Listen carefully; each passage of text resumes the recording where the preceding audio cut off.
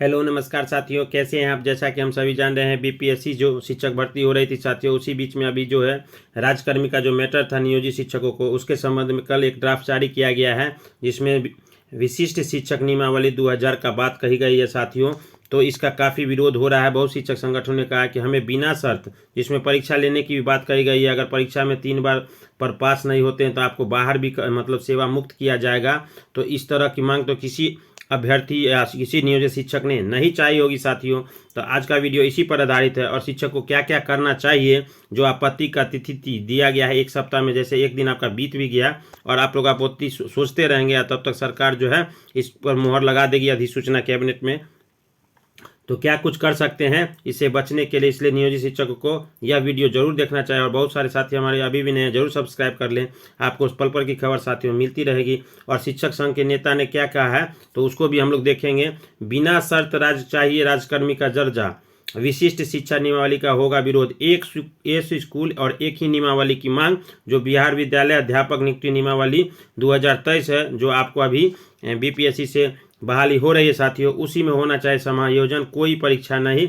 ये बातें अमित विक्रम ने कही हैं और भी बहुत सारे संगठनों ने इसके खिलाफ आंदोलन तक की बात कही है कि नहीं होगा साथियों। तो आंदोलन होगा अगर परीक्षा की बातें नहीं, क्योंकि हम पहले से ही परीक्षा दे के आए हैं, टीईटी दिए हुए हैं, दक्षता दिए हुए हैं। तो ये सारी बातें कही गई है कि नियोजित शिक्षकों का उम्र 55 साल है, तो वो क्या परीक्षा देंगे, आप सोच सकते हैं। तो एक बार फिर से आज के इस नए वीडियो में स्वागत है और क्या कुछ इन्होंने कहा उसको भी देखेंगे। थोड़ा कम समय साथियों, देख लेते हैं क्या क्या वीक पॉइंट है जहां आपत्ति देना चाहिए, वो भी मैं बताऊंगा नेक्स्ट वीडियो में। ये तो कल मैंने पिछले ही वीडियो में साथियों बताया था कि माध्यमिक शिक्षा निदेशालय ने कल एक विज्ञप्ति जारी की है और वेबसाइट पर इसको अपलोड भी किया गया है। एतद द्वारा हितबद्ध शिक्षकों को सूचित किया जाता है कि बिहार विद्यालय विशिष्ट शिक्षक नियमावली 2000 प्रारूप तैयार है, जिसे वेबसाइट पर लोड कर दिया। सभी हितबद्ध किसी तरह का सुझाव, विज्ञापन, प्रकाशन की तिथि 1 सप्ताह के अंदर ये शिक्षा विभाग के जो माध्यमिक निदेशक है उनके मेल पे कर सकते हैं। यहाँ तक तो ठीक है। आगे अब यहाँ देखिए इसमें क्या कुछ कमियाँ पाई गई है, जो भैया देख सकते हैं। ये बिहार शिक्षक नियमावली जो है अध्यापक जो 2023 अभी बीपीएससी से प्रायोजित है, उसकी स्वीकृति जो दी गई है, इसमें क्या किया गया है ये देख सकते हैं। इस नियमावली के गठन के उपरांत राज्य में प्रारंभिक शिक्षक, माध्यमिक शिक्षक जो पंचायती राज से हैं उनको वो भी इसमें शामिल हो सकेंगे। इसका एक नया संवर्ग बनाया गया है, विद्यालय अध्यापक के नाम से नया संवर्ग जो राजकर्मी होगा।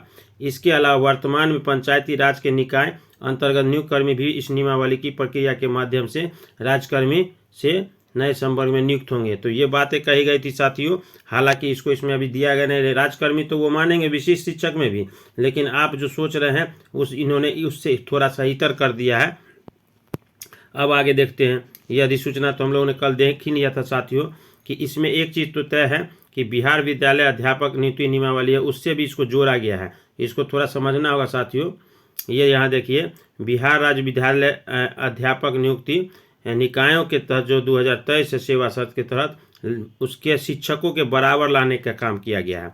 तो यहाँ आपको उसके बराबर दिया गया है, लेकिन तो उसमें थोड़ी सी बात जो परीक्षा की ये वगैरह बहुत सारे लाभ छूट रहे हैं।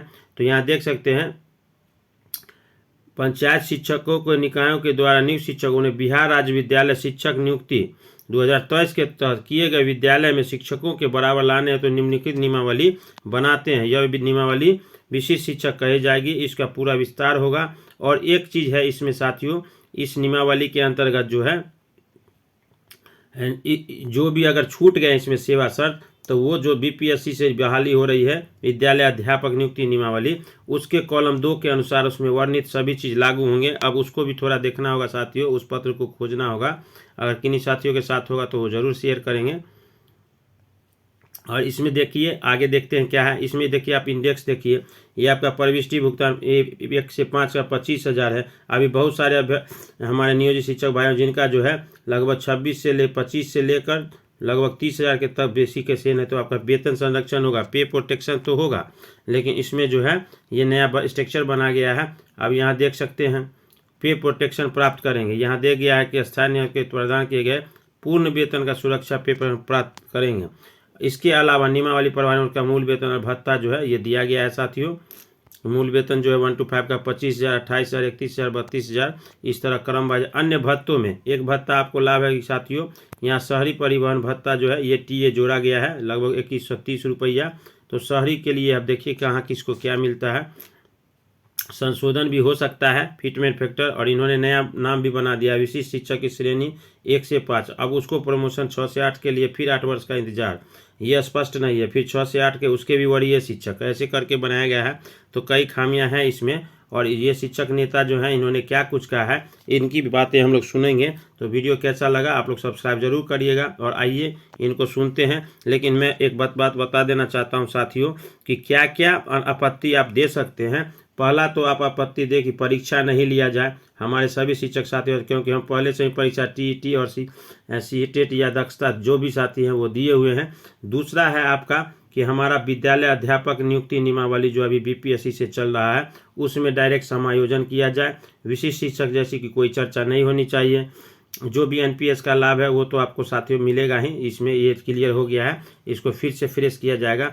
और जितने भी अभी नियोजित शिक्षक हैं 4 लाख, उनके 4 लाख के सभी परिवार से कोशिश करें कि आप स्वयं से प्रति परिवार जो है 5 सदस्य मेल जरूर करें।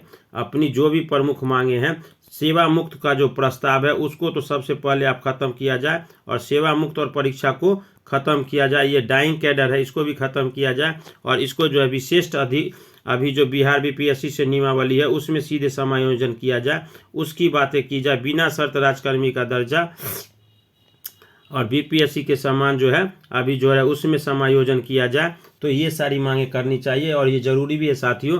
नहीं तो एक समय था जब नियोजनवाद का जन्म हुआ, उस समय में नियोजनवाद जब जन्म हुआ तो नियमित शिक्षकों ने आवाज़ नहीं उठाया। आज उसी नियमित शिक्षकों की देन है जो आज आप भी नियोजित में ही रह गए, और आपके परिवार बच्चे उसमें भी नहीं आएंगे, उनको विद्यालय सहायक या परिचारी के रूप में दिया गया। तो वो ये नियमावली जैसे ही प्रवृत्त होगी तो अब इस पर अनुकंपा का लाभ चलेगा। तो बहुत सारी चीज़ें मांग करने के लिए है साथियों कि हमको डायरेक्ट बीपीएससी से जो अधिसूचित की गई है उसमें आप देखिए राजपत्रित शब्द का भी प्रयोग किया गया है, उनको राजपत्रित भी माना गया है। तो यह भी ध्यान रखना साथियों। और आइए क्या कुछ शिक्षक संघ के नेताओं ने कहा है, और जो भी आपत्ति देना है मैं एक फ्रेश वीडियो नए वीडियो में आप लोग को जरूर दूंगा, क्या क्या बिंदु होना चाहिए साथियों। आइए सुनते हैं और क्या कुछ कहा है। पहले भी नहीं डरते थे, लेकिन बात यह है कि जब हम पहले से ही परीक्षा दे करके बहाल है तब कितनी परीक्षा दें।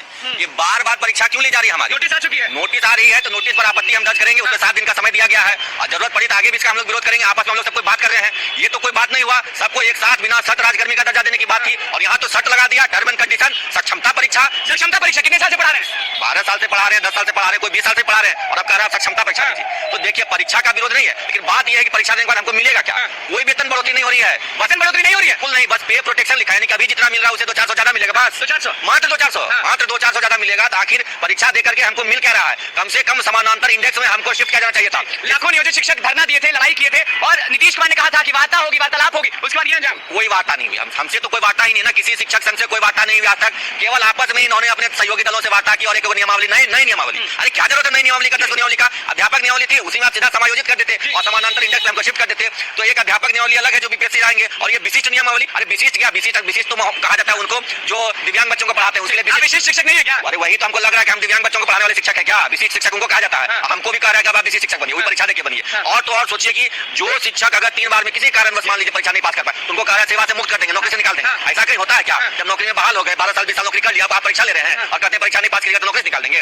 ये पूरी तरीके से जो है एक पक्षीय फैसला है। इसमें शिक्षक संगठनों से ना तो कोई वार्ता की गई, ना ही जो उनकी विभिन्न तरह की मांग थी उस पर कोई विचार किया गया।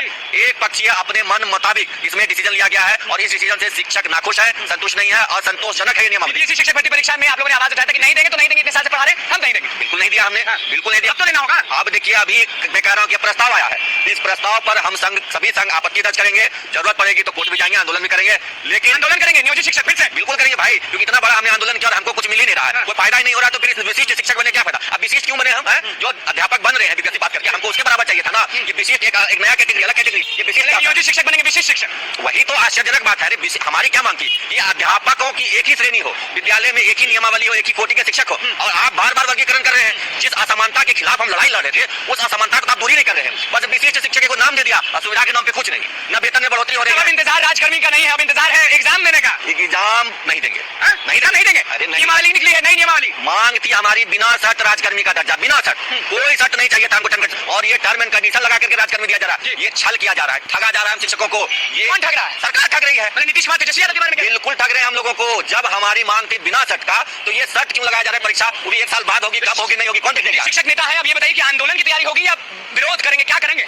ये सब परीक्षा देंगे। परीक्षा का तो सवाल नहीं उठता, सवाल है यहाँ बिना शर्त राजकर्मी का दर्जा, और बिना शर्त राजकर्मी का दर्जा हम लेके रहेंगे, और सारी सुविधाओं, सारी वरीयता के साथ समानांतर इंडेक्स में हमको दे। केवल पे प्रोटेक्शन से काम नहीं चलेगा कि 2-400 रुपए वेतन बढ़ोतरी कर दिए। हमको सेम इंडेक्स में, अगर हमारी अभी वेतन जो है मूल वेतन, हमारा मूल वेतन 7वें इंडेक्स में है, 8वें इंडेक्स में या 10वें इंडेक्स में है, तो नए वेतन मान के उसी इंडेक्स का हमको वेतन चाहिए। ये नहीं कि हम शुरुआती इंडेक्स से वेतन लेना शुरू कर दें। पे प्रोटेक्शन के नाम पर ये हमें मूर्ख नहीं बना सकते। बीपीएससी शिक्षक भर्ती परीक्षा के बाद ये जो परीक्षा आई है वो नहीं देंगे।